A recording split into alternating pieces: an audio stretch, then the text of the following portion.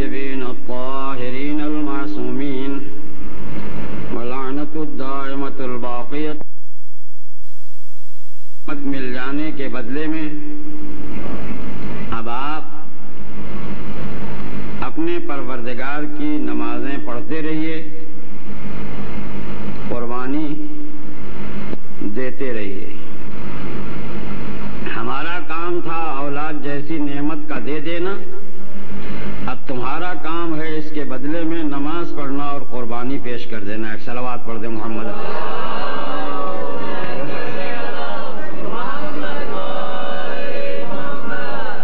ظاہر ہے اللہ کا وہ محبوب جس سے کبھی کچھ کہنے کی ضرورت ہی نہیں ہوتی تھی، وہ خود ہی لمحہ لمحہ اپنے پروردگار کا مطیع و فرما بردار، جس کی اطاعت کی حد اتنی کہ اس کائنات میں کوئی ایسا نہ ملے گا جس کے لیے خود معبود یہ کہے کہ میری عبادتیں ذرا کچھ کم کر، لیکن یہ اس کا محبوب ایسا کہ اس نے عبادتوں میں وہ انتہا کر کے دکھا دی کہ خود معبود روکنے لگا۔ آج ہم ان چیزوں کی عظمت جانیں یا نہ جانیں، قرآن اس طرح پڑھا کہ قدرت کو یہ کہنا پڑا اس لیے تو تم پر نازل نہیں کیا کہ تم اپنے آپ کو مصیبت میں ڈال لو، نہیں، تلاوت کرنا تمہارا فریضہ ہے، کرتے رہو۔ لوگوں کے نفوس کو پاکیزہ بنانا تمہارا کام ہے، پاک بناتے رہو، یہ کرتے رہو، لیکن ایک حد ہے۔ نمازیں بھی ایک حد تک پڑھو، تلاوت قرآن بھی ایک حد تک کرو۔ اٹھو راتوں کو میں نہیں کہتا، آؤ میری بارگاہ میں، لیکن رات بھر نہیں، آدھی رات یا کچھ رات باقی رہ جائے تب اٹھو، کچھ آرام بھی چاہیے۔ تو جو اس کا حبیب ایسا، اس سے خدا یہ کہے کہ کثرت اولاد کے بدلے میں نماز پڑھا کرو، تو بتاؤ اس نے کہیں کمی کی ہوگی؟ اگر اس سے کہہ دے کہ قربانیاں دیتے رہو، تو بتاؤ اللہ کا محبوب کہیں قربانی دینے سے ہچک جائے گا؟ جو فرما برداریوں میں اتنے آگے ہے، اس نے یہ بتا دیا اس کائنات میں کہ ہماری نمازیں بھی جاری ہیں، ہماری قربانیاں بھی جاری ہیں۔ صلوات پڑھ دو محمد و آل محمد۔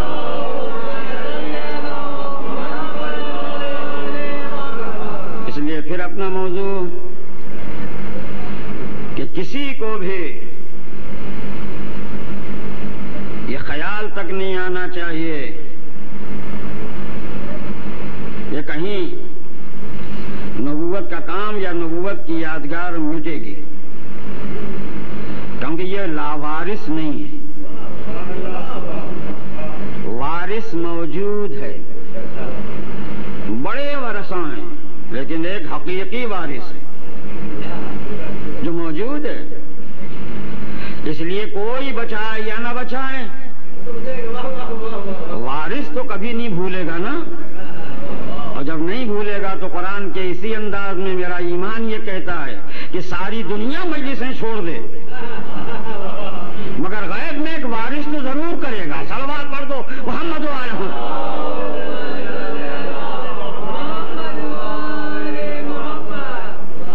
تو یہ لاوارث نہیں ہے، ایسے کی بات نہیں ہے کہ جس کا کوئی وارث ہی نہ ہو، ایسے کی بات ہے جس کے وارث کو بچا لینا خود اس کا کام نہیں، اس کا کام ہے جو وارث دیتا ہے۔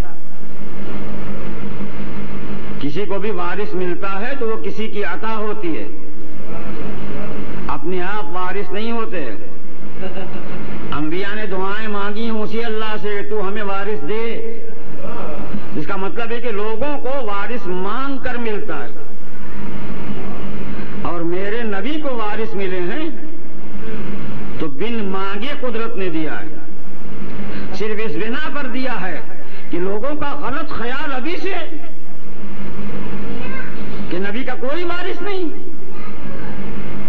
تو ہم یہ بتا دیتے ہیں کہ وارث ہے، اور ہم نے اسی لیے اس انداز سے وارث دیا ہے تاکہ دنیا یہ سیکھ لے اسی خانوادے کی چوکھٹ پر آ کر کہ جب کبھی کسی مٹ جانے والے کو انمٹ بنانا ہو تو ادائیں آل محمد سے سیکھے. دین نے کچھ چیزیں بتائی ہیں، یاد رکھیں. مال مٹ جانے والی چیز، لیکن اس مال کو بھی نہ مٹنے والا کچھ بناتا یا نہیں.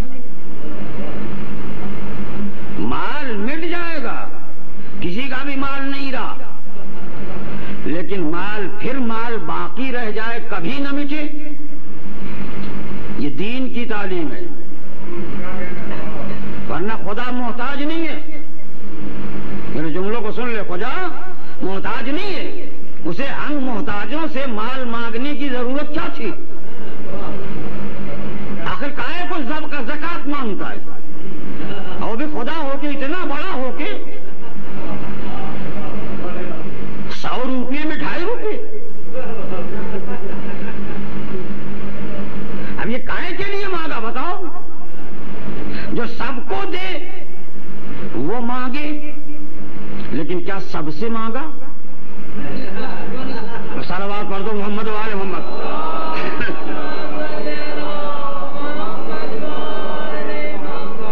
اس نے فرعون سے نہیں مانگا، اس نے نمرود سے نہیں مانگا، اس نے حامان سے نہیں مانگا، اس نے شداد سے نہیں مانگا، اس نے اپنے منکرین سے نہیں مانگا. مانگا اس سے جو اس کا ہو گیا. مانگا اس سے جو اس کا ہو گیا. اسی لیے مانگا کہ تیرے فانی کو بھی مانگ کے باقی بنا دوں. تو یہ مال فنا ہو جاتا، مگر زکات کے نام پر باقی ہو گیا. اسی لیے جس کا تھوڑا حصہ بھی باقی ہو جاتا ہے تو جو انمٹ ہوتا ہے وہ مٹنے والوں کو بھی بچا لیتا ہے. ہوتا یا نہیں ہوتا؟ جو چیز خود خراب نہ ہو وہ بہت سے خراب ہونے والوں کو بھی بچا لیتا ہے. اسی لیے تھوڑا سا دے دیا زکات کے نام پر تو زیادہ کو اس نے بچا لیا. اب خدا نے کہا میں نے تو خالی اس لیے مانگا تھا تاکہ بچا لوں. یہ تمہیں معلوم ہے نا کہ مجھے ضرورت نہیں. ہم سب نے ہاتھ جوڑ کے کہہ دیا معبود جب تجھے مان لیا ہے معبود تو تجھے غنی مانا ہے، محتاج و فقیر تو نہیں. اب بنیاد سمجھیے گا، جسے مانا جاتا ہے نا وہ کہیں فقیر نہیں ہوتا. تو خدا فقیر نہیں ہے. خدا کیا ہے؟ وہ خود یہ کہتا ہے کہ من ذا الذی یقرض اللہ، کون ہے جو اللہ کو قرضہ دے گا. اسی کا اصول یہ بنایا کہ جو قرضدار ہو جب بھی جس نے قرضہ دیا ہے اس کی ضرورت ہو وہ مانگے تو اسے دے دو. جب بھی قرضہ دینے والا مانگے کہ لا میرا، تو انکار نہ کرنا. تاکید اسلام میں یہ ہے، اسلام کا فتویٰ یہ ہے کہ اگر مالک جس سے ہم نے قرضہ لیا ہے ہم نماز پڑھ رہے ہوں اور وہ حالت نماز میں مانگ دے، تو اگر نماز کا وقت وسیع ہو یعنی توڑنے کے بعد پھر نماز پڑھی جا سکتی ہو تو نماز توڑ کر قرضہ واپس کرو.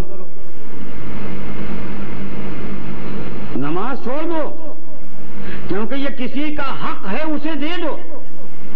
تو جو بندوں کے لیے یہ نظام بنائے وہ خود مانگ کر کیا قرضہ واپس نہ کرے گا؟ تو اب یہ قرضہ جو فانی تھا کتنا بڑا باقی ہو گیا کہ کوئی سکہ محشر کے میدان میں چلے یا نہ چلے، کوئی سکہ قیامت میں چلے یا نہ چلے، وہ سکے ضرور چلیں گے جو اللہ نے مانگ کے لیا ہے. اب تو دے گا نا، اب اللہ نے مانگا تو دے گا. اب اس نے ایک اصول بنایا, یاد رکھیے گا, اصول بنایا کہ ٹھیک ہے میں مانگتا ہوں تو اس کا نام ہے زکات. اب میرا حبیب بڑا کریم ہے, اس نے ہمیشہ سب کو دیا ہے, وہ کسی سے مانگے گا نہیں.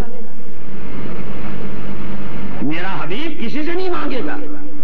تو اب میں اللہ ہو کر اپنے حبیب اور ان کی آل کا حق بناتا ہوں. تو جب کسی کا حق بناتا ہوں تو اس کا نام ہوگا خمس. اگر مجھے تم 2.5% دو تو میرے حبیب کے نام پر حق یہ ہے کہ اسے تم اپنے مال کا 5واں حصہ دو. اچھا صاحب دے دیا تو معبود یہ بتا کہ یہ کیا ہوگا؟ تو نے مانگا تو قرضہ رہا. یہ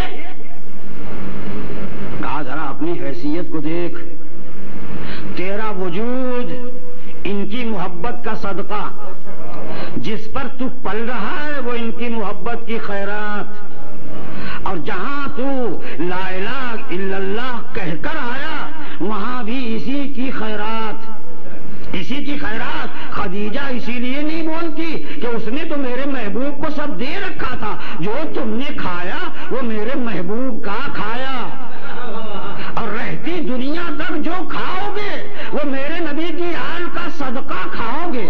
ہمیشہ صدقہ کھاتے کھاتے کچھ دے دینے میں بھی انکار. اب دے دو, مگر یہ وہ ہیں کہ جو ہمیشہ کھلاتے رہیں گے. وہ اگر کبھی تم سے پا جائیں تم محبت کے طور پر دے دو تو یہ تمہیں بھولیں گے نہیں. اس لیے جہاں تمہاری ضرورت ہے, اگر وہاں ضرورت کے دن تمہیں کچھ لینا ہے تو ان کی طرف سے جو حق بنایا ہے وہ دیتے جانا, ورنہ پھر نہ کوثر کی تمنا کرنا نہ جنت کی, جب کوثر بھی ان کی ہے جنت بھی ان کا. صلوات پڑھ دو محمد والے ہوں.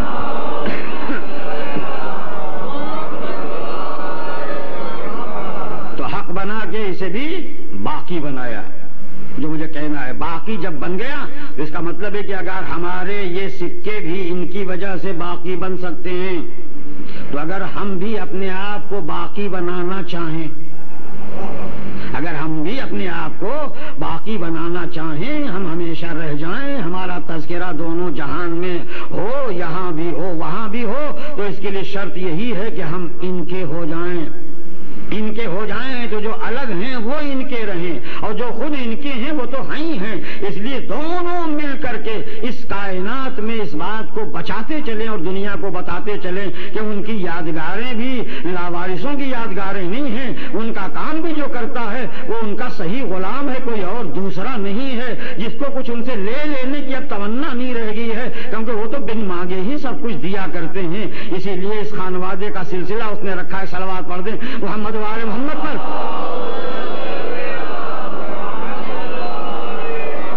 اب میں وہ خانوادہ بتا دوں, قدرت نے اسی لیے رکھا کہ دیکھو کس طرح ہم فانی کو باقی بنا دیا کرتے ہیں. اے میری کنیز خدیجہ, تو نے یہ راز سمجھا, یہ گر سمجھا. اب تک تو تیرا مال جو کچھ بھی رہا ہو, مگر تو نے سب سے پہلے یہ سکھایا کہ جس کسی چیز کو بھی اگر باقی بنانا ہو تو اسے پیغمبر اسلام کے قدموں میں ڈال دینا چاہیے ہے. اگر اپنا سب کچھ اس قدم میں ڈال دو گے تو وہ ہمیشہ کے لیے باقی ہو جائے گا. اس لیے انگنت نعمت دولت ان کے قدم میں ڈال کے بتایا کہ دیکھو میں پہلے یہ بنیاد بنا رہی ہوں, ابھی دین نہیں ظاہر ہوا ہے, ابھی اسلام کا اعلان نہیں ہوا ہے, مگر میں یہ بتانا چاہتی ہوں کہ دیکھ لو جو کچھ بھی فانی ہے مٹ جانے والا ہے وہ اس قدم میں ڈال دو تو ہمیشہ کے لیے باقی بن جائے گا. سیکھو سیکھنے والوں, اے عرب کے رہنے والوں, میرے کردار سے سیکھو جو اسلام سے پہلے تمہیں یہ باتیں سکھانے کے لیے آ رہی ہے. اسلام کا اظہار نہیں ہوا تھا, محمد عربی کی صرف شان و شوکت تھی. ابھی نبی نے یہ نہیں کہا تھا میں رسول بن کے آیا ہوں, مگر ایک وہ پہچاننے والی تھی جس نے قدموں میں سب کچھ ڈال دیا. جس نے قدموں میں سب کچھ ڈالا اس کا نام خدیجہ تھا. ایک اور بھی پہچاننے والا تھا, ابھی اسلام کا ظہور نہیں ہوا تھا, ابھی کسی کو پتا بھی نہیں تھا کہ اسلام آئے گا کہاں سے. لوگ بڑے بڑے سردار یہ سوچ رہے تھے کہ ہم سرداری لے کے آگے بڑھ جائیں گے, لیکن انہیں یہ پتا نہیں تھا کہ ایک یتیم کے لال کو یہ سرداری مل جائے گی. وہ جاننے والا دنیا کے نظروں میں نہیں پہچان رہا تھا, مگر اکیلے دل میں تو وہ جان ہی رہا تھا, مگر اسلام کا اظہار نہیں ہوا تھا. ایک طرف اظہار اسلام سے پہلے دولت کو قدموں میں ڈالنے والی ہستی کا نام خدیجہ ملا. دوسری طرف اظہار اسلام سے پہلے دولت نہیں بلکہ اولاد کی نعمت کو نبی کے قدموں میں ڈالنے والا جو ملا اس کا نام ابو طالب تھا. دونوں ایمان کے پیکر اس طرح بنے کہ ظاہر میں کسی نے کلمہ نہیں سنا. حیرت کی بات یہ ہونی چاہیے ہے کہ جو دنیا اسلام، آج ایک سوال پیش کرتا ہوں، جو دنیا اسلام یہ ماننے کے لیے تیار ہے کیونکہ نبی عربی نے کہا ہے میں اس وقت بھی نبی تھا جب آدم ابھی پیدا نہیں ہوئے تھے. بتاؤ جو اس وقت سے نبی ہو اس کے اسلام کے بارے میں کوئی بات ہونی چاہیے. مسلمان جو قاعدہ بنانے والا تھا کہ اسلام کبھی کفر سے شادی نہیں کیا کرتا. میں صلوات پڑھ دوں محمد و آل محمد.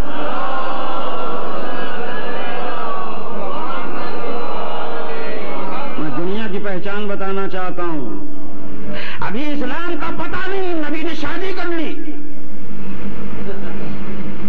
اور یہ نبی وہ ہے جو آدم سے پہلے بھی نبی تھا، مسلمان نہیں. صلوات پڑھ دے محمد و آل محمد.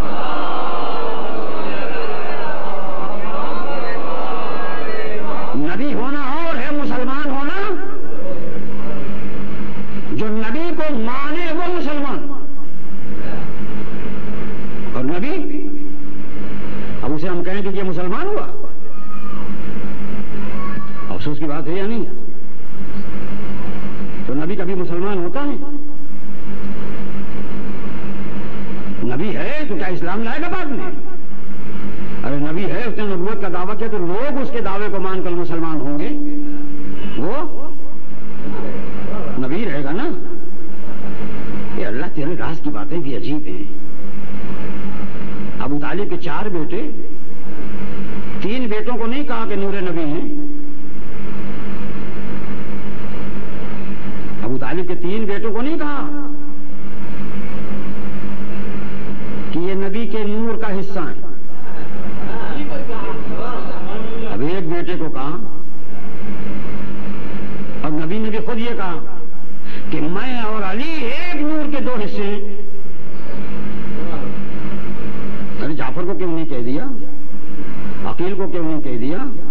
اور کسی اور کو کیوں نہیں کہا؟ علی کو کیوں کہا؟ اور جب وہ نور جو عالم انوار میں نبی رہا ہو تب یہ حصہ کب بٹا؟ پہلے تو ایک ہی تھا نا. ٹھیک ہے بیٹھ جائیں، ایک صلوات پڑھ دیں محمد و آل محمد.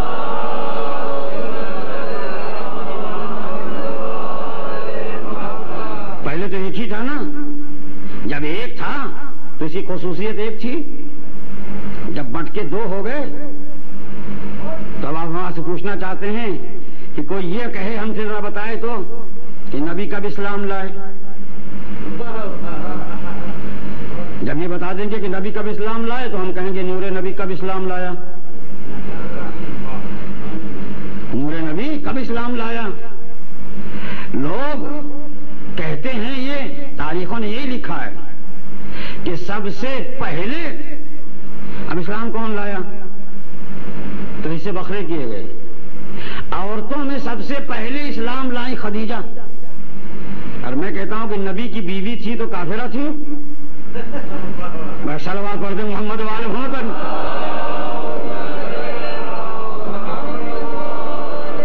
اظہار اسلام سے 15 سال پہلے عقد ہوا ہے. کیونکہ ساری تاریخوں کا اتفاق اس بات پر ہے کہ نبی 25 سال کے تھے تو نکاح ہوا اور 40 سال میں اعلان رسالت کیا تو 15 سال تک بیوی تھی کہ نہیں. اب مشکل یہ ہے کہ آج بھی فتویٰ یہ ہے عورت مرد میں کوئی بھی ایک مسلمان ہو جائے اور دوسرا نہ ہو تو نکاح خود ٹوٹ جاتا ہے. بس صلوات پڑھ دو محمد و آل محمد.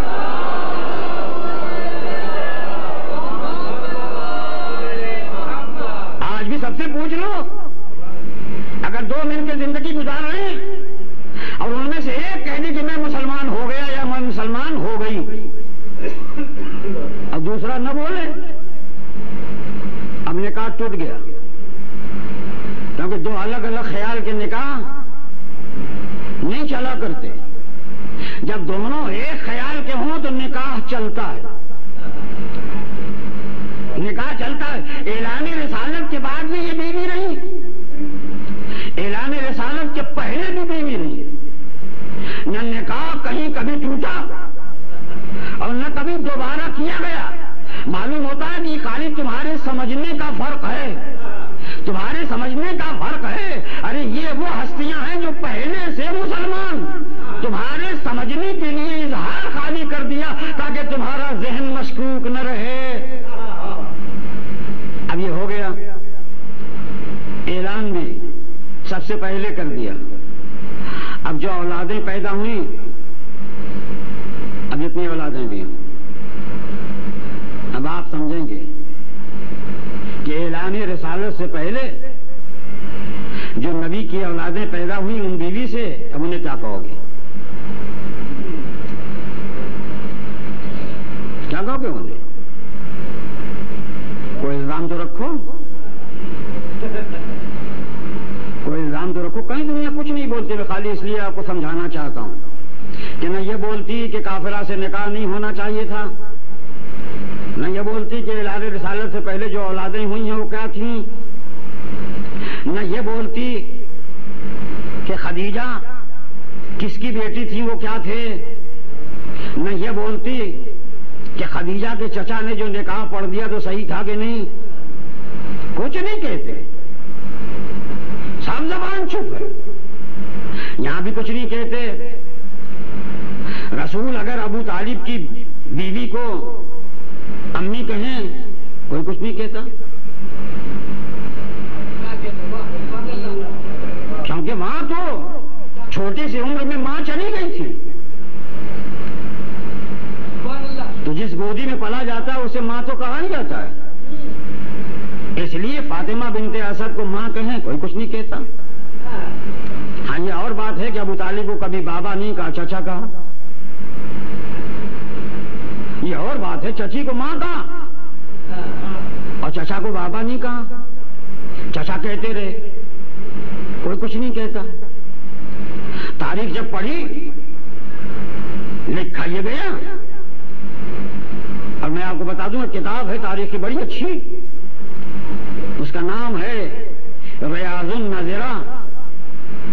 یہ کتاب لکھی گئی ہے ایسے 10 آدمیوں کی فضیلت میں، فی فضائل عشرۃ مبشرہ، ایسے 10 سے اس طرح خطبہ دینے لگے کہ سارا سننے والا مجمع محو حیرت ہو کر اسے دیکھے، جھوم رہا ہو، اور اس بیچ میں صرف ایک شامی کھڑا ہو جائے اور کھڑا ہو کے کہے کہ یہ کیا ہے۔ اب جب اس کی کیا کا جواب دے کے پھر پلٹے تو حضرت ابن عباس کہیں کہ مولا وہ خطبہ جو آپ پڑھ رہے تھے نا پھر پڑھ دیجئے، تو کہنے ابن عباس اب مشکل ہے، اب مشکل ہے، کیونکہ وہ تو ایک جوش روانی تھا جو چل رہا تھا، جب تھم جائے تو پھر دوبارہ چلا نہیں کرتا۔ صلوات پڑھ دو محمد والا۔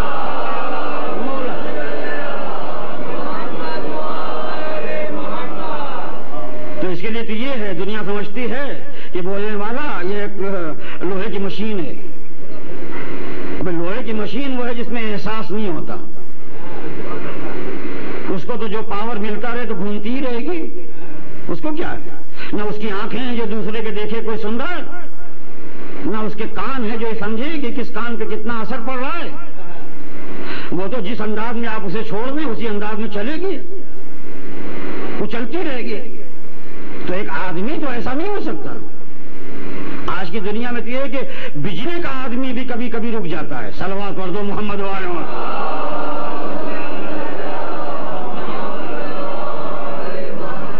تو بہرحال تھوڑا سا عرض کر دوں کہ کوئی کچھ نہیں بولتا، کچھ بھی نہیں۔ آج تک کسی نے نہیں دیکھا تھا، کیونکہ گھر پہلے کا بنا ہے، آدمی بعد میں آیا ہے۔ کعبہ آدمی کے آنے کے بعد کا ہو ایسا نہیں ہے، کیونکہ اس کا گھر ہے کہ جس نے آدمی کو پیدا کیا، اس لیے آدمی کی ضرورت اس کعبے سے پوری ہوئی ہے۔ آدم کے بہتے آنسو تھمے ہیں کعبے کے طواف سے، کعبے کے طواف سے، اس لیے آدمی سے پہلے۔ مگر عجیب سی بات ہے، کوئی آدمی اس میں پیدا نہیں ہوا. ارے جب آدم کو جنت سے بھیجا تھا تو کہیں جھوپڑی بھی نہیں تھی. کہہ دیتا خدا کہ میرے ہی گھر کو جس طرح جبرائیل سے میں نے شامیانہ میں لگوا کے بنوایا ہے، آدم سے کہہ دیتا اسی میں رکے رہیے، کیونکہ آدمی کو گھر کی ضرورت ہے.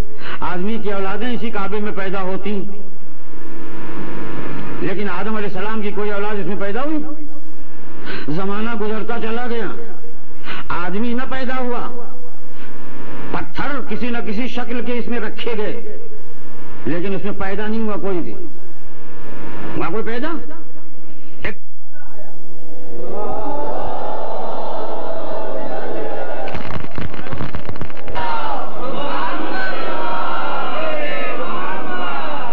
بس جانے دی بیٹھی. اب تو انشاءاللہ ہوئے گا نہیں، کچھ بھی نہیں ہوگا. لوگ جا رہے ہیں نا، اب نہیں ہوگا دوبارہ. ایک اور صلوات پڑھ دیں.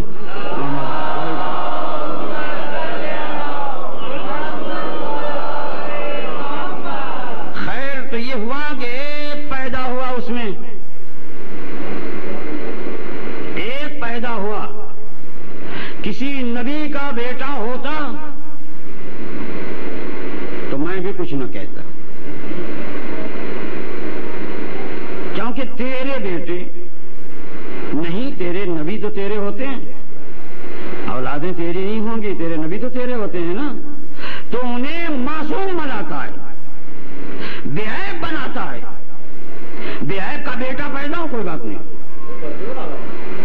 لیکن اس نے ایک ایسے کو پیدا ہونے دیا کہ جس کا باپ معصوم نہیں.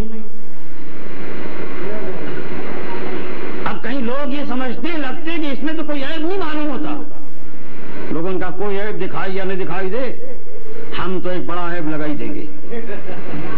ہم تو ایک بڑا عیب لگا ہی دیں گے. مگر ایک ایسے کا بیٹا پیدا ہوا کہ جو شرعی اعتبار سے معصوم نہیں، اور جب معصوم نہیں ہے تو جس ماں کا بیٹا ہے وہ ماں بھی معصومہ نہیں ہے. وہ ماں بھی معصومہ نہیں ہے. ایک ماں معصومہ تھی، رہتی بھی تھی بیت المقدس میں، پال بھی رہے تھے اسے معصوم لوگ، پال بھی رہے تھے اسے معصوم لوگ. وہ معصومہ بے خطا تھی، اس کی شادی بھی نہیں ہوئی تھی کہ کوئی باپ بنتا. اگر اس کا بیٹا پیدا ہو جاتا تو بھی کوئی عیب نہیں تھا، لیکن قدرت کا تو غلط کہتا ہے. یہ تو ذرا بڑا عیب ہو جاتا ہے، کیونکہ گھر میرا کہلائے. پڑھ دیے صلوات محمد.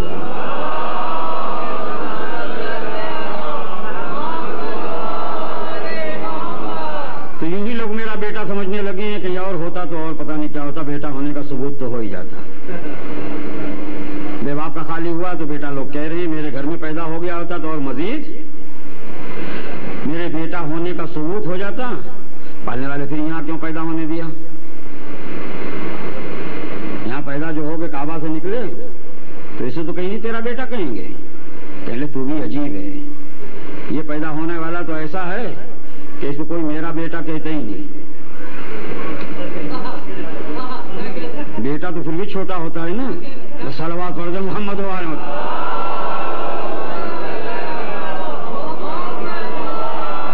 بیٹا تو چھوٹا ہوتا ہے، اسے تو اصل ڈائریکٹ میرا وہ مالک ہی بنا دیا.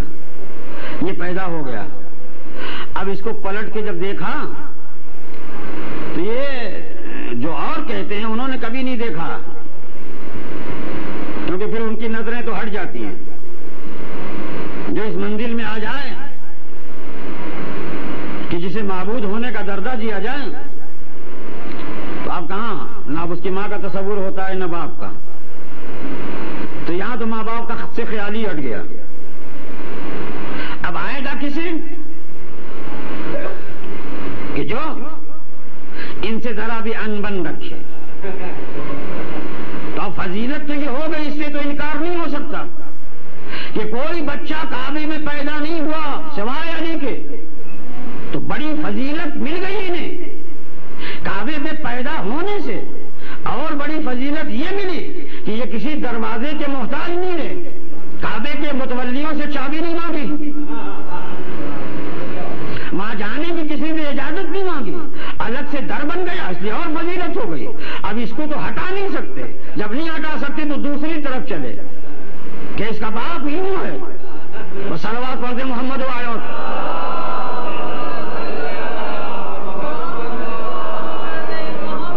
قدرت نے کہا باپ کو جو چاہے کرنے دو. بس ایک حدیث سنا کہ میں مطلب پڑھنا چاہتا ہوں. اللہ کے حبیب نے کہا تم فضیلتوں کو چھپاؤ، لیکن میری بات کہیں نہ کہیں تمہیں لکھنا پڑے گی. اس لیے کتاب ہے شیخ سلیمان بلخی کی، انہوں نے یہ حدیث لکھی کہ نبی نے فرمایا کہ تمہیں علی کو پہچاننا ہے تو قرآن کو پہچانو. جب قرآن کو پہچانو گے تو قرآن میں ایک چھوٹا سا سورہ ہے، اسے سورہ توحید کہا جاتا ہے. یہ توحید کا سورہ ہے. اس کی 5 آیتیں، اس کی 5 آیتیں، یہ 5 آیتیں اللہ کو ایک بتاتی ہیں. اس کا شرف یہ ہے کہ جس میں صرف اللہ کا ذکر ہے، کسی اور کا نہیں. اس کا شرف یہ ہے ایک مرتبہ پڑھو تو 1/3 قرآن پڑھنے کا ثواب مل گیا. 2 دفعہ پڑھو تو 2/3 کا ثواب مل گیا. صرف قل ہو اللہ 3 مرتبہ پڑھ لو تو ایسے ہو جیسے پورا قرآن پڑھ لیا. ارے نہ قرآن کے سورہ ہم کو دیکھا، نہ قرآن کا بڑا سورہ بقرہ دیکھا، نہ قرآن کا سورہ ناس دیکھا جس میں کچھ غلط کاروں کا ستیہ ناس بھی ہو گیا. یہ آخری سورہ ناس ہے. ناس اتنا خراب ہے کہ اللہ کہتا ہے قل اعوذ برب الناس. صلوات پڑھ دے محمد والوں.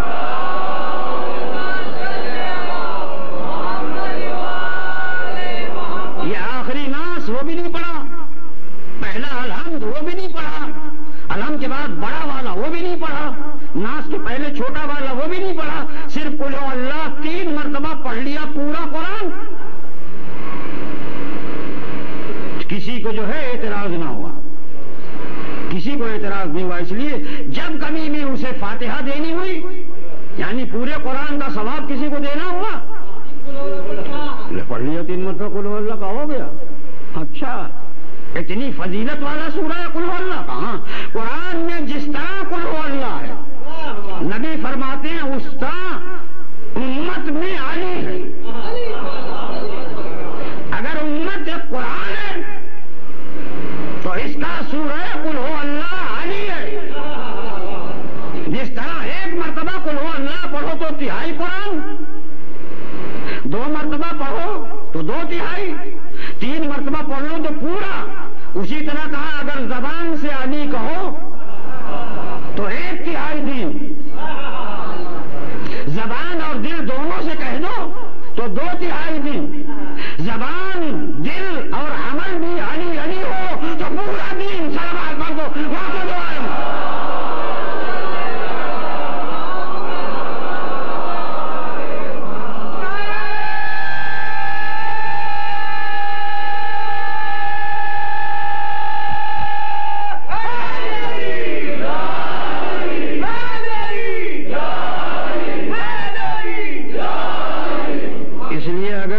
دین چاہیے تو زبان بھی علی، دل بھی علی، ارکان بھی علی، بس جدھر دیکھو علی.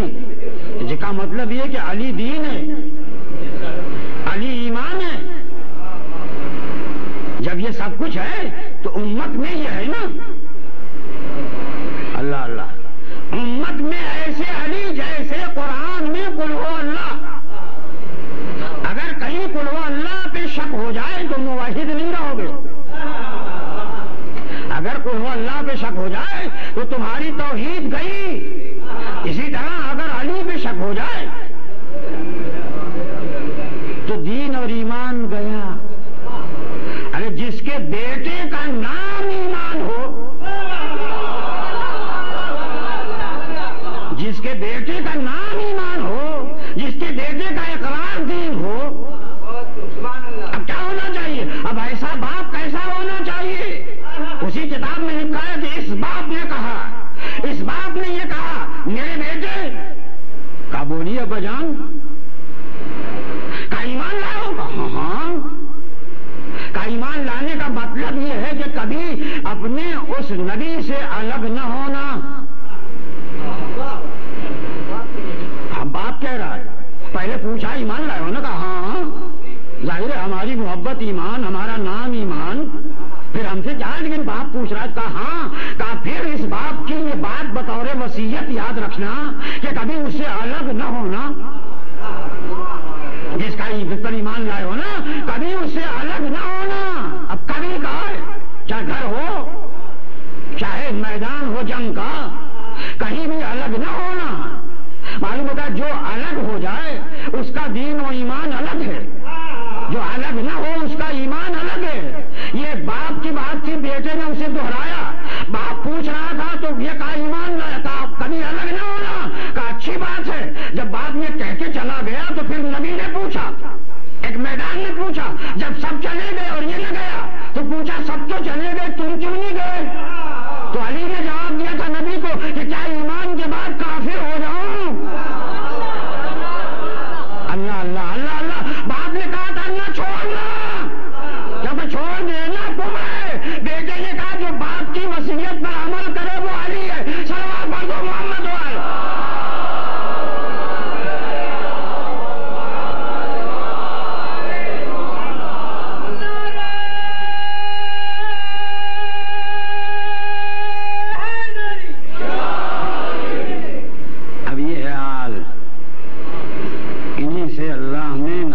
کثرت اولاد دی ہے۔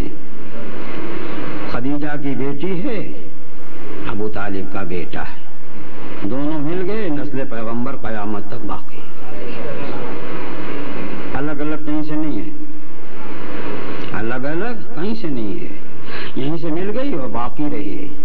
تو قدرت نے انہیں سید کہا، قدرت نے انہیں آل رسول کا، قدرت نے انہیں اہل بیت کا گھرانہ کا، قدرت نے ان کے حقوق رکھے، یہ سب کچھ رکھا ہے قدرت نے، یہ تھے یہ چلے۔ اب جن کے حقوق ہوں ان سے عداوت نہیں ہوتی،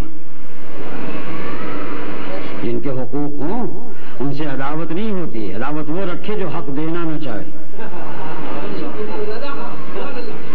عداوت وہ رکھے جو حق دینا نہ چاہے، اگر جو دینا نہ چاہے وہ عداوت رکھے گا، جو حق کا غاصب ہو،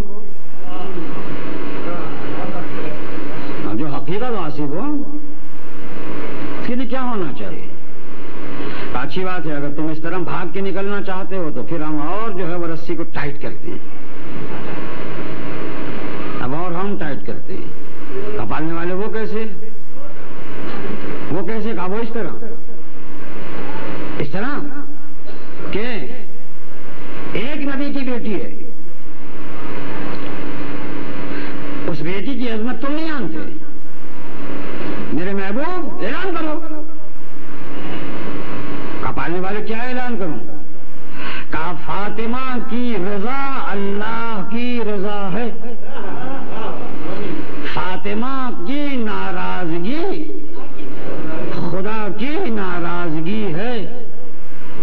تو اگر فاطمہ ناراض ہو جائے تو خدا کبھی راضی نہیں ہوگا، اور اگر فاطمہ راضی ہیں تو خدا کبھی ناراض نہیں ہو سکتا۔ اب جب یہ اعلان ہو گیا، عجیب سی چیز ہے، جب یہ اعلان ہو گیا تو قدرت نے کہا اعلان باقی رہنا چاہیے، کہا بے شک، کہا پھر کوئی چھپے گا تو ہم چھپنے بھی نہیں دیں گے، ہم چھپنے بھی نہیں دیں گے، اس لیے اسلام کی ایک ایسی کتاب بنوائیں گے جو کتاب کو ساری دنیائے اسلام سب سے صحیح مانے، قرآن کو غلط نہیں کہہ سکتی کیونکہ ایمان چلا جائے گا، ایمان چلا جائے گا۔ اب جب ایمان چلا جائے گا غلط نہیں کہہ سکتی، تو اب اس کتاب کے بعد کوئی ایک کتاب ایسی ہے خود بنائیں اور خود کہیں کہ خدا کی کتاب کے بعد اگر سب سے صحیح کتاب ہے تو یہ، اور جب یہ سب سے صحیح کتاب منظر عام پر آئے تو اس کا بھی انتظام ہم یہ کریں کہ اس کا لکھنے والا خود یہ لکھے کہ ہم نے اپنی مرضی سے نہیں لکھی۔ کہا پھر اللہ اس کا طریقہ کیا؟ کہا جب وہ لکھنے بیٹھے تو وہ نماز استخارہ پڑھے، اب نماز استخارہ پڑھ کر ہم سے مشورہ کرے اور جس کے لیے استخارہ آئے وہ لکھے، تاکہ پتا چلے کہ سب سے صحیح ہونے کا ثبوت کیا ہے۔ اس لیے ہر حدیث صحیح بخاری کی استخارے کے طور پر لکھی گئی، اور جب یہ سب لکھی جائے تو اس حدیث کی کتاب میں یہ لکھواؤں، کیونکہ مجھ سے کہہ رہے ہیں نا کہ بتا لکھیں کہ نہ لکھیں، تو میں یہ لکھواؤں کہ رسول کی بیٹی جب تک جی فلاں فلاں سے ناراض رہی، بس اللہ پڑھ دو محمد وائے۔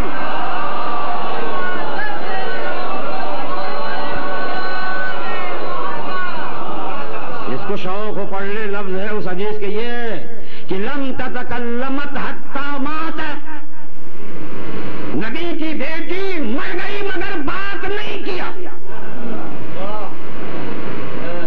اب ناراضگی معلوم ہو گئی،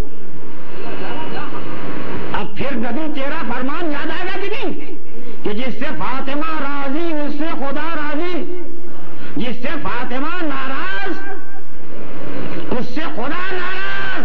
اب ایک جملہ کہہ دوں گا، جب معلوم ہو جائے گی فلاں ناراض ہے تو اس کے راضی کرنے کی ہر وقت دعا کی جائے گی یا نہیں؟ بس صلوات پڑھ دیں محمد و آل محمد۔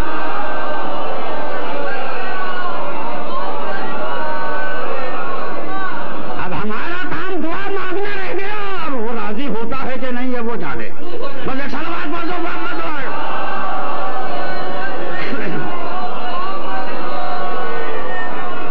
جنہوں نے اس کی مرضیاں لے لی وہ علیہ السلام،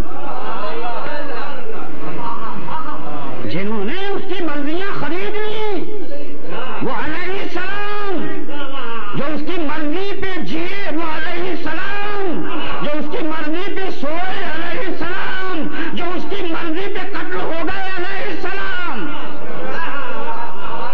اب ان کے لیے دعا مانگنے کی ضرورت نہیں، بس صلوات پڑھ دو محمد وائے۔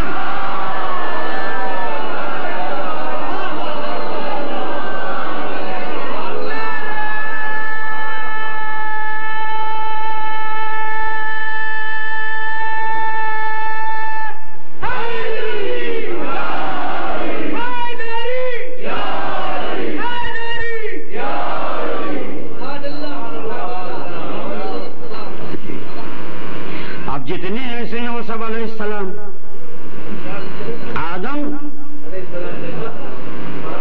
نوح، ابراہیم، موسیٰ، عیسیٰ، محمد عربی، اب اس کے بعد صلوات پڑھ دیں محمد والا۔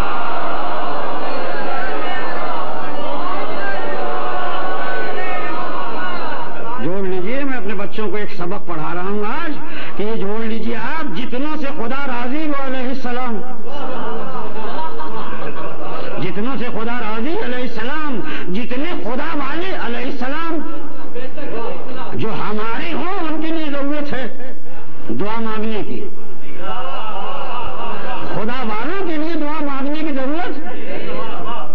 اب پتہ چل گیا نا خدا والا کون، تو اگر ہم بھی خدا والے ہونا چاہتے ہیں تو ان کا دامن پکڑے جو خدا والا۔ صلوات پڑھ دو محمد وائے۔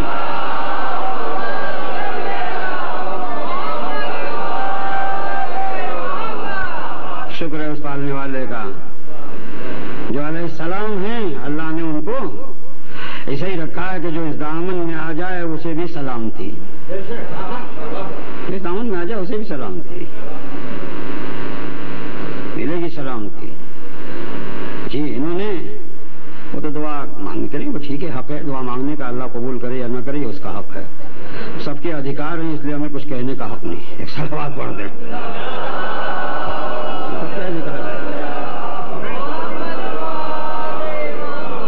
کسی کے ادھیکار سے کسی کو روکا نہیں جاتا، اور کسی کے ادھیکار پہ کوئی زبردستی بھی نہیں ہوتی۔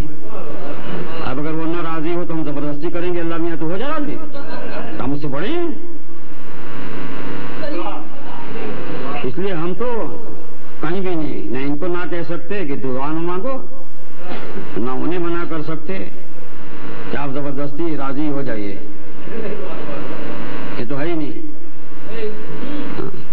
ہاں جن کو جانتے ہیں کہ وہاں ہمارے لیے کسی دعا مانگنے کی ضرورت ہی نہیں ہے، وہاں ہم کہتے ہیں علیہ السلام علیہ السلام علیہ السلام، سبھی جتنے اللہ کے بندے انسان ہیں سب یہ کہتے ہیں، کوئی اور دوسرا نہیں کہے گا، جتنے بھی سب بولیں گے علیہ السلام۔ علیہ السلام بولنا اس بات کی دلیل ہے کہ یہ خدا والے ہیں، یہ دلیل ہے اس بات کی، علیہ السلام بولتے رہیں گے۔ تو ان میں سے ظاہر ہے ایک ایسا خدا والا ہے کہ جو یہ بھی محبوب ہے، اس کا نبی ہے، خاتم النبیین ہے، رحمت للعالمین ہے، اس کی آل ہے۔ اللہ نے کہا ہے کہ تمہیں بھی اگر یہاں چین و سکون حاصل کرنا ہے تو اس کے آل کے ساتھ ساتھ رہنا، جب یہاں رہو گے تو یہی دین ملے گا، یہی ایمان ملے گا۔ اور یہی رہنے والے ساتھیوں نے بتایا بھی کہ ان کا دامن چھوڑ کر نہ دین ملتا ہے نہ ایمان ملا کرتا ہے، ان کے دامن میں آ جاؤ، دنیا کی مصیبتیں کچھ بھی نہیں ہوتی، چند لمحہ مصیبتیں ہمیشہ کا آرام دے دیا کرتی ہیں۔ اسی لیے تو ہم نے اس دنیا میں ہمیشہ کسی کو آرام نہیں دیا ہے، کسی کو آرام نہیں دیا ہے۔ خود میرا محبوب تھا، حق کے محبت یہ تھا کہ میں ایک لمحے کے لیے تکلیف نہ ہونے دوں، مگر اگر اسے اس طرح رکھ لیتا تو دنیا یہ کہتی کہ دیکھو ان پر تو کچھ ہوا نہیں، لیکن ان سے بھی اس لیے کہ کانٹوں پر چل خون بہے تاکہ پتہ چل سکے کہ ظالم کون ہے اور میری راہ میں صبر کرنے والا صابر کون ہے۔ ظاہر ہے جب میں اپنے محبوب کے لیے سب دیکھتا رہا، اپنے اس کنیز خاص کو سب یہ دیکھتا رہا، میں اپنے اس ولی کے لیے سب دیکھتا رہا، اس ولی کے لیے سب کچھ دیکھتا رہا، اس ولی کے لاڈلوں کے لیے دیکھتا رہا۔ میدان کربلا میں کوئی اگر منچلا جھوم کے کہہ بھی دے مجھے کہ دیکھ رہا ہے تو پالنے والے، تو اسے کہہ دوں گا ہاں دیکھ رہا ہوں۔ تو میں اپنے صرف اس ولی کو نہیں دیکھ رہا ہوں، میں انہوں کو دیکھ رہا ہوں، ان کو دیکھ رہا ہوں کہ جو یہ ظالم ہیں۔ میں دیکھ رہا ہوں کون سا ہاتھ ہے جو پتھر لے کے اٹھا، کون سا ہاتھ ہے جو تیر لے کے چلا، کون سا ہاتھ ہے کہ جو بھالا لے کے آیا، کون سا ہاتھ ہے جو آگ لے کے آیا، کون سی زبان ہے جو ان کے خلاف چلی، کون سی آنکھ ہے جس نے انہیں دیکھا۔ یہ میں سب دیکھ رہا ہوں تاکہ کل میں بتا سکوں کہ کل جب تمہیں ساری مہلت دے رکھی تھی تو ایسا کیا تھا، اب آ جاؤ، آ جاؤ اور میں عادل خدا نہ کہلاتا،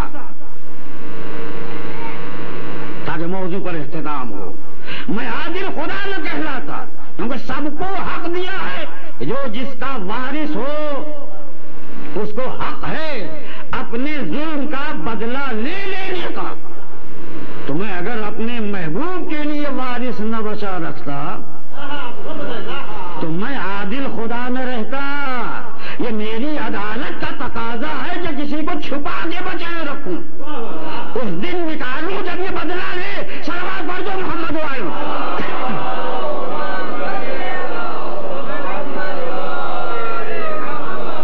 اسی لیے میں کہا کرتا ہوں روز کہ لا وارث نہ جانو، وارث ہے اور وہی ہتھیار لے کے بیٹھا ہے، وہی ذوالفقار ہے۔ وقت کے کافرین منافقین یاد رکھو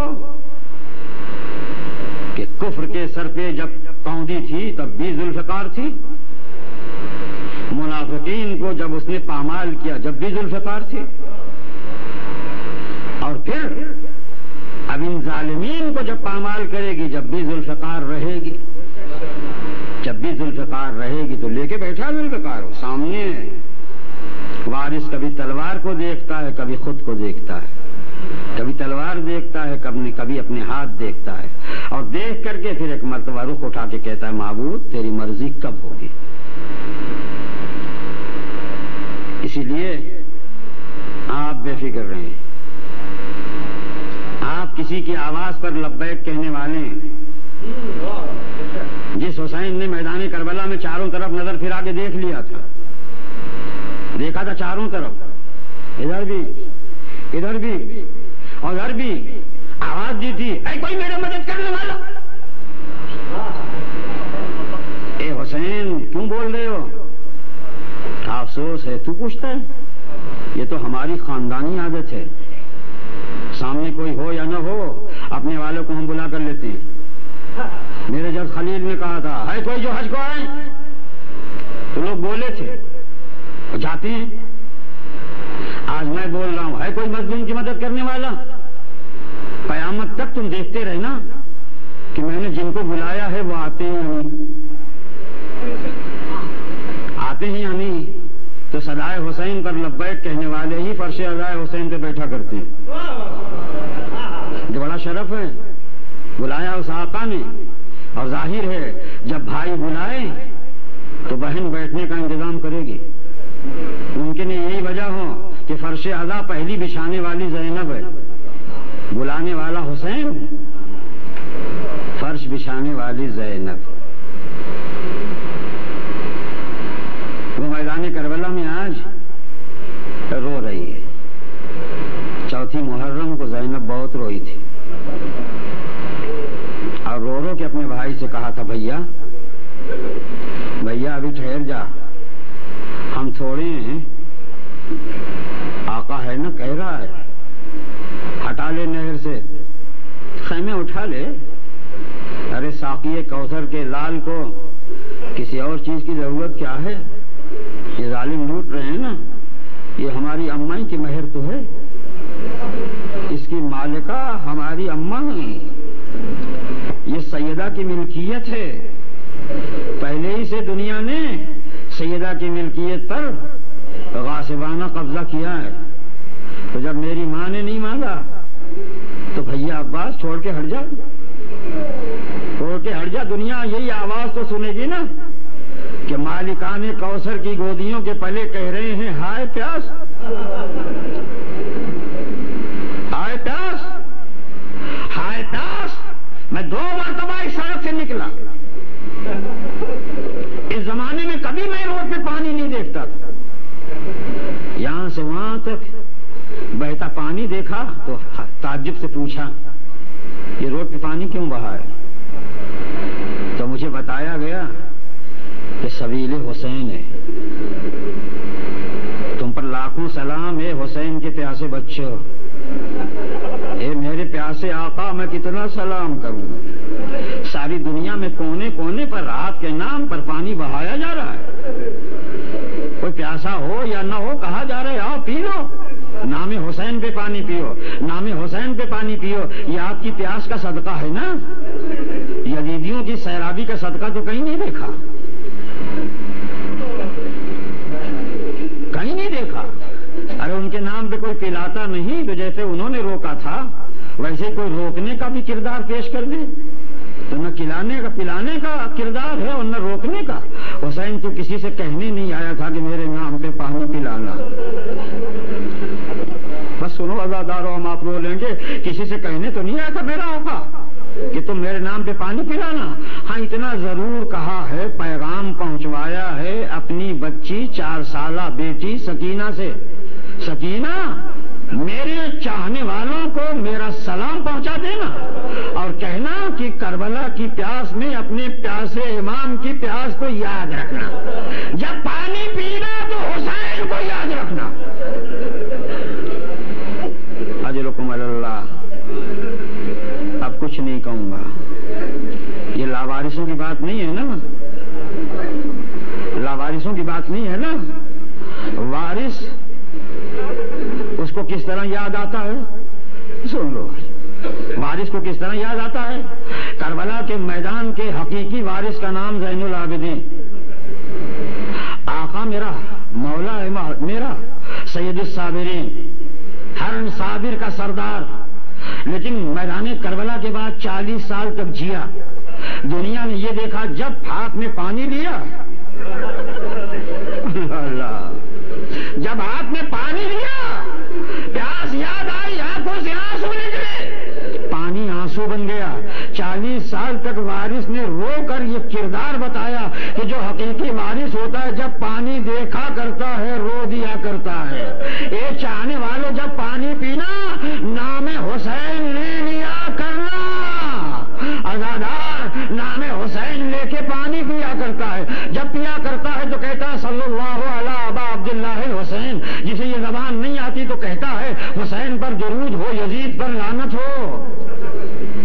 یہ کہہ کے پانی پی کے بتاتا ہے مولا جب پانی پیئیں گے یاد کریں گے، جب پانی پیئیں گے یاد کریں گے، جب پانی پیئیں گے یاد کریں گے. بس تھوڑا سا اور سنو گے، پانی پی کے یاد کرتے ہو نا. حسین نے تمہیں سلام کے ساتھ یہ کہلوانا ہے نا کہ جب میٹھا پانی پینا تو ہماری پیاس یاد کر لیا کرنا. یہ یاد اگر ہم سے ہے، اگر یہ یاد ہم سے ہے تو بتاؤ وارث اس یاد کو رکھے گا یا نہیں رکھے گا؟ وارث ہم سے زیادہ یاد کرنے کا حقدار ہے. اس لیے کہو مانگو. کیا کہا؟ اسے اٹھنے کی اجازت دے. اور اسی لیے مومن مانگنے والا جب مانگتا ہے تو اسی میں ایک بات اور کہتا ہے کہ جب میرا مولا آ جائے نا پونے حسین کا بدلہ لینے کے لیے تو اللہ مجھے بھی دور نہ رکھنا، میرے مولا کے سپاہیوں میں بنا دینا، میرے مولا کے سپاہیوں میں بنا دینا. سپاہی میں آ جائیں گے تو جانتے ہیں کیا ہو جائے گا؟ ہم پھر بڑھ کے کہیں کہ مولا ہماری دعائیں تو زندگی بھر کی پوری ہو گئیں، آپ نے کربلا کے میدان میں بلایا تھا ہم نہ آ سکے، لیکن حقیقی وارث کے ساتھ آئے ہیں، اسی لیے ہمیں مر جانے کی تمنا ہے، جینے کی تمنا نہیں ہے. اجرکم علی اللہ. بس بات کچھ دیر تک پہنچ گئی اور کچھ دور تک پہنچ گئی. جس طرح میں اپنے آپ کو کہوں گا آپ کو، جس طرح میں رونا چاہتا تھا آج نہیں رو سکا. پتہ نہیں کیوں آج میری آنکھوں میں نہیں آنسو آئے. افسوس ہے. چاہتا ہوں کہ میری آنکھوں میں آنسو کچھ آ جائیں، آنکھوں میں آنسو کچھ آ جائیں. اس لیے آنسوؤں کے لیے دل میں خیال پیدا ہوا. رات آ گئی ہے نا. یہ کون سی رات ہے؟ 5ویں رات ہے نا. آج ہی شام سے پہلے خیمہ ہٹ گیا تھا، تو جن بیویوں کا خیمہ فراز سے دور چلا گیا، اب بتاؤ کہ انہیں آرام ملے گا؟ نیند آئے گی؟ میرا دل کہتا ہے کہ اس رات میں بیویاں بے چینی سے گزار رہی ہوں گے، کیونکہ سب کو پتا ہے کہ ایک دن آئے گا جب ہم سب کی گودیوں کے پالے پانی کے لیے سسکا کریں گے، جو بھائی پیاس کریں گے. اب تو دور ہو گئے نا، اب ایسا یقین لگنے لگا کہ پیاسے رہنے کا زمانہ قریب آ گیا. مگر ابھی اتنا سکون ہے اس رات میں کہ نہر پہ پہرا نہیں ہے، نہر پہ پہرا نہیں ہے. بے چینی سے بیویاں کہتی ہوں گی کہ کاش نہر پہ پہرا نہ لگنے پائے، ہم نہ جائیں گے مگر ہمارے والے پانی تو ہمیں لا کے پلا دیا کریں گے. آج ہی سے پانی کی اہمیت ظاہر ہو جائے گی. اس لیے میں یہ چاہتا ہوں کہ جب کبھی میرے ہونٹوں تک پانی آئے، جب کبھی سبیل حسین کے نام کا پانی نہیں، اکثر پانی کی جگہ دنیا شربت دیا کرتی ہے. وہ ظالم تھے جنہوں نے پانی روکا تھا. ہم حسین کے نام پہ تمہیں شربت دیتے ہیں، ہم تمہیں دودھ دیتے ہیں. جب یہ پینا تو پی کر کے اتنا یاد رکھنا کہ کربلا کے چھوٹے چھوٹے تھے جنہیں چاہیے تھا، انہیں پیاس لگی مگر کوئی پانی دینے والا نہیں تھا. یہ یاد کرنا تو ہم ان کے ساتھیوں میں بنا دیں گے، پھر تمہاری دعائیں قبول ہو جائیں گی. یا لیتنا کنا معکم فنفوز معکم فوزا عظیما. کاش ہم تمہارے ساتھ ہوتے تو عظیم کامیابیاں پا لیتے. وہ کہیں گے آج نہ صحیح پائی تم نے، لیکن میدان معیشت تک آؤ تم انہیں کامیابیوں کے ساتھ آؤ گے. اللہ لعنت اللہ علی القوم الظالمین وسيعلم الذين ظلموا